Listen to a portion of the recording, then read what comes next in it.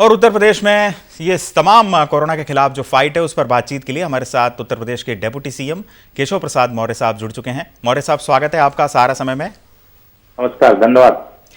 सबसे पहले आपसे जानना चाहूंगा कि वर्तमान जो उत्तर प्रदेश में जो कोविड के खिलाफ फाइट है उसका क्या स्टेटस आप पाते हैं। 1084 संक्रमित हैं, आंकड़े बढ़ रहे हैं, पूरे देश में बढ़ रहे हैं। इस वक्त उत्तर प्रदेश की क्या स्थिति?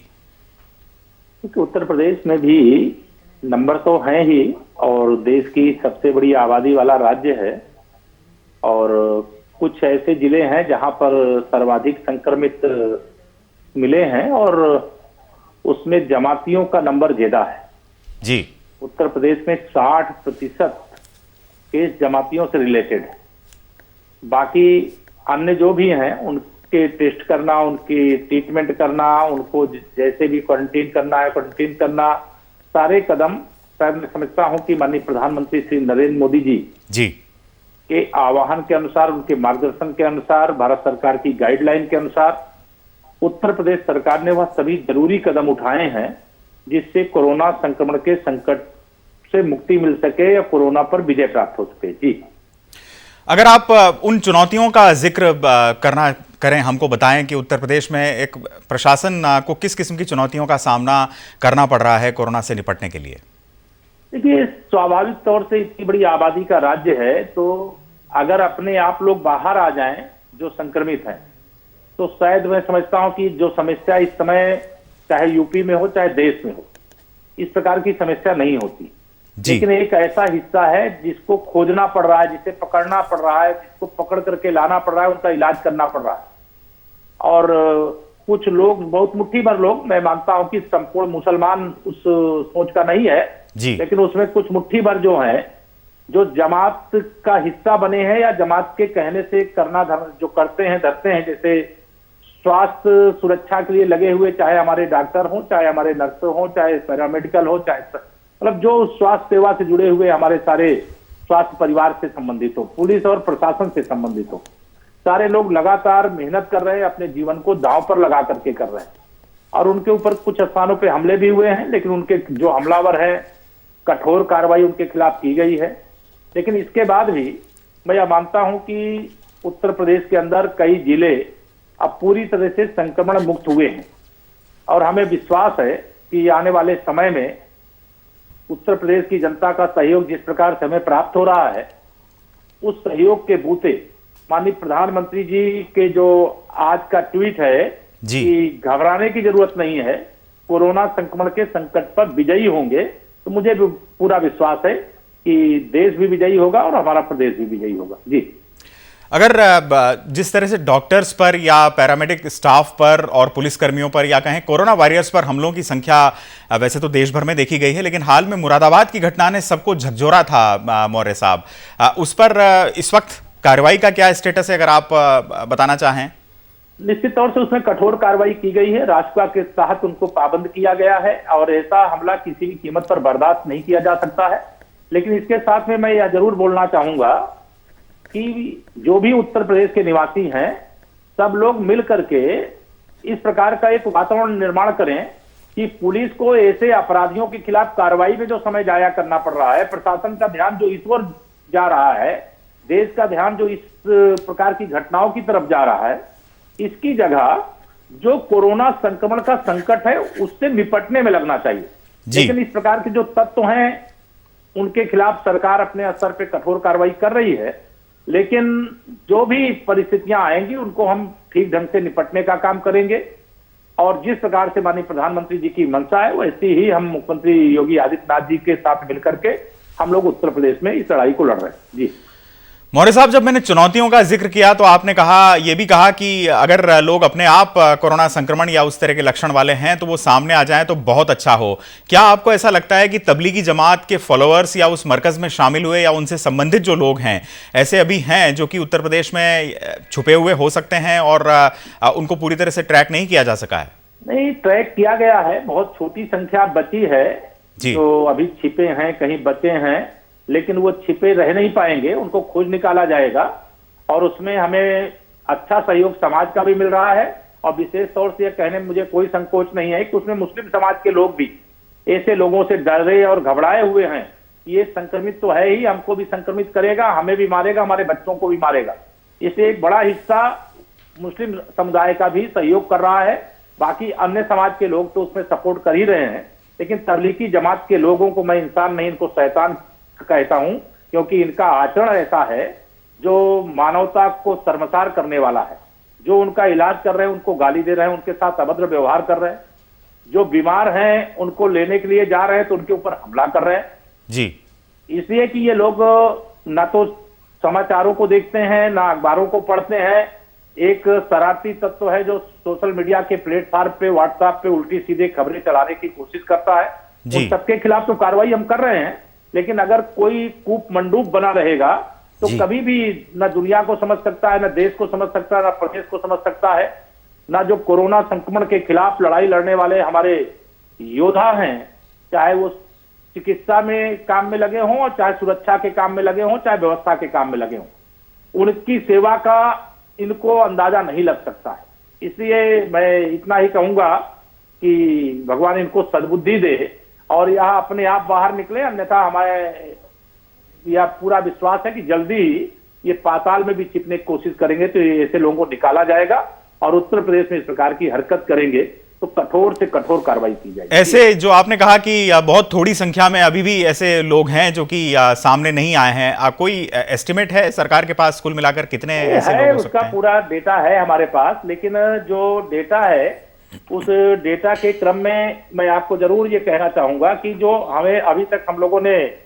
जो ऐसे लोग हैं उनको पकड़ने का जो काम किया है और जो उसके अलावा छिपे हुए हैं उनकी संख्या सब अलग अलग है। मैं आपको जानकारी दे देता हूं जी कि हमारे यहाँ प्रदेश के अंदर बहुत योग्य ढंग से सरकार ने कदम उठाए हैं और उसको नीचे तक पहुंचाने का काम किया गया है।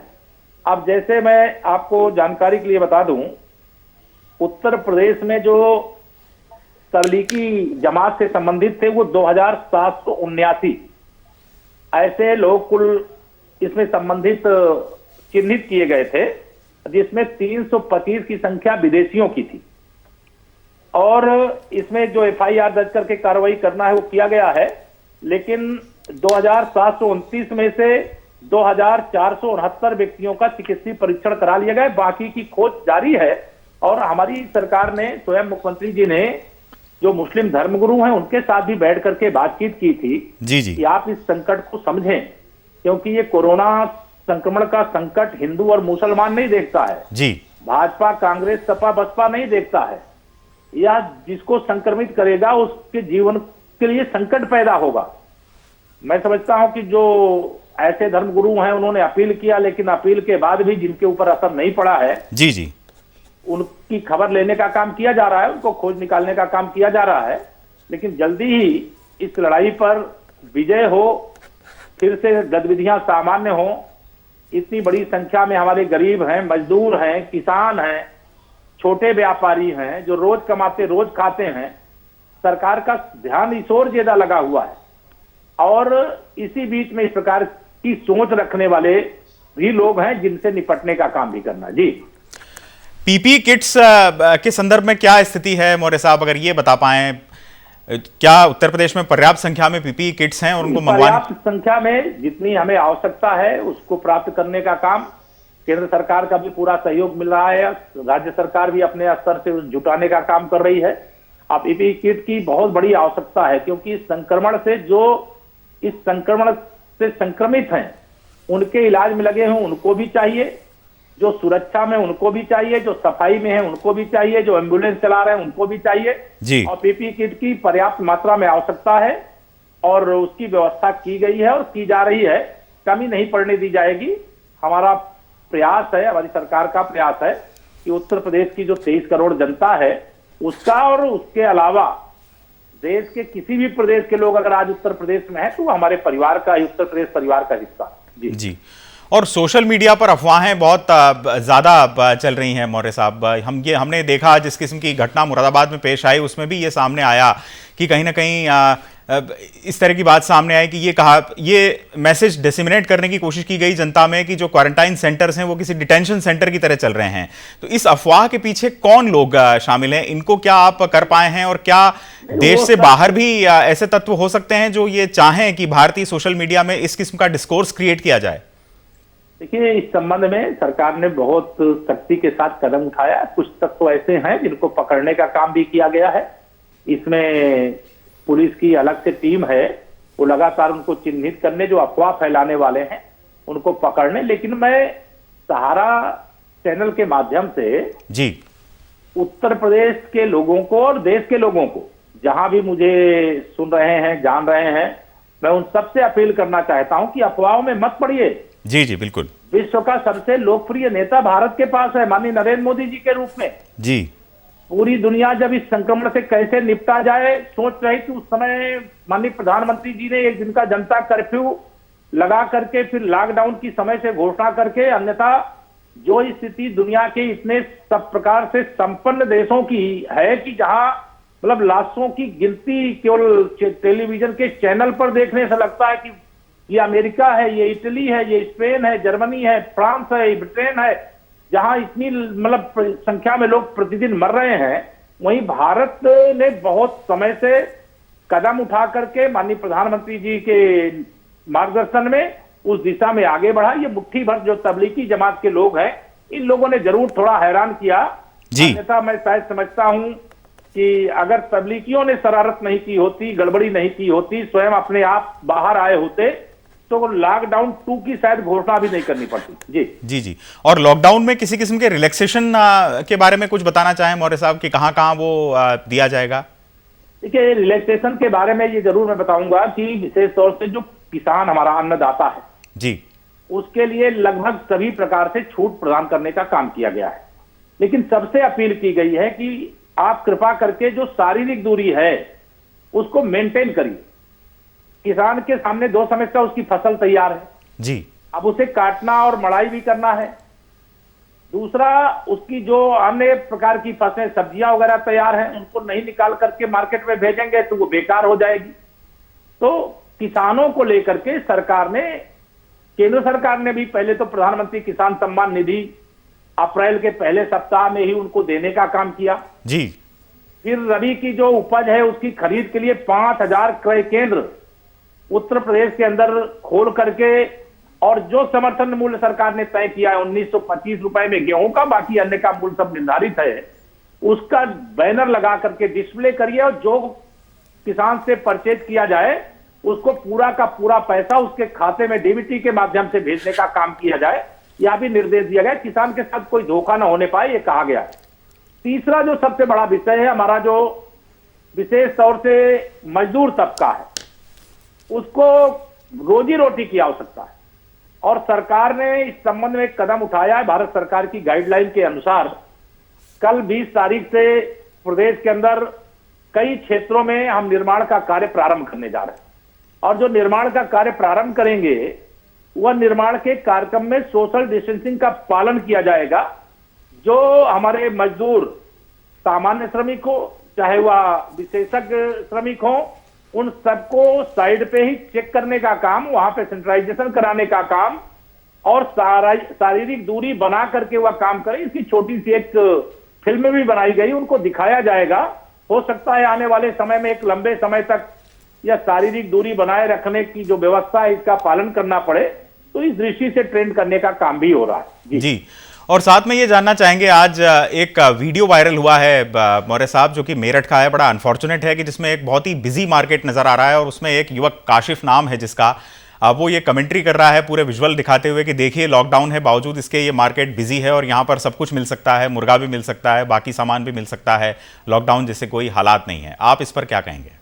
देखिए, ऐसे लोगों के खिलाफ तो कठोरता से कार्रवाई की जा रही है, उसे पकड़ लिया गया है जी। और ऐसे लोगों को कतई मैं पूरे समाज से अपील करता हूं, ऐसे जो तत्व हैं उनकी दवाई तो फिर वही है कि उनको गिरफ्तार करके उनको जेल भेजा जाए और उनके खिलाफ इतनी कठोरता से कार्रवाई करने की आवश्यकता जो सरकार कर रही है। इस समय ना तो अफवाह फैलाने की जरूरत है, ना लॉकडाउन का उल्लंघन करने की जरूरत है, और ना जो व्यवस्था बनाई गई है उसमें किसी भी प्रकार से सेंध लगाने की जरूरत है। जब कोई भी इसके विरुद्ध आचरण करता है तो वो समझता है कि वह किसी और को चुनौती दे रहा है। वह यह नहीं समझता कि ये चुनौती अपने आप को दे रहा है, अपने परिवार को दे रहा है, अपने समाज को दे रहा है, अपने देश और प्रदेश को दे रहा है। और ऐसे तत्वों को तो जो दंड मिलना चाहिए वो देने की कार्रवाई शुरू हो गई है और उनको बख्शा नहीं जाएगा। जी, एक महत्वपूर्ण बैठक आज लेना चाहते हैं, आप अगर कुछ बता पाएं किस किस्म के कदम उठाए जाने का एजेंडा है? देखिए, प्रतिदिन बैठकें, विशेष तौर से तो लॉकडाउन को लेकर के ये चूंकि एक बड़ी चुनौती है, जब तक समाज का पूरा सहयोग नहीं मिलता है तब तक इसकी सफलता, इतनी बड़ी आबादी का राज्य है, कई जिलों के अंदर जो अपेक्षा के अनुसार लॉकडाउन जिसका भी आपने उल्लेख किया मेरठ में, इस प्रकार के तत्वों के कारण से कहीं ना कहीं कुछ जितनी सफलता की अपेक्षा थी कुछ कमियां आई जी। और जो स्थान ऐसे हैं जहां पर इस प्रकार की कमियां आई हैं, उनके क्या कारण हैं, उनकी समीक्षा की जाएगी। हमने प्रदेश में इतने हॉट स्पॉट चिन्हित किए हैं। क्यों चिन्हित किए हैं? क्योंकि वहां पर मरीज हैं। अगर वहां के लोग बाहर निकलेंगे तो संक्रमित करेंगे और बाहर के लोग वहां जाएंगे तो संक्रमित होंगे। तो यह इसके पीछे का उद्देश्य है कि समीक्षा के आधार पर हर जिले के अंदर, ये नहीं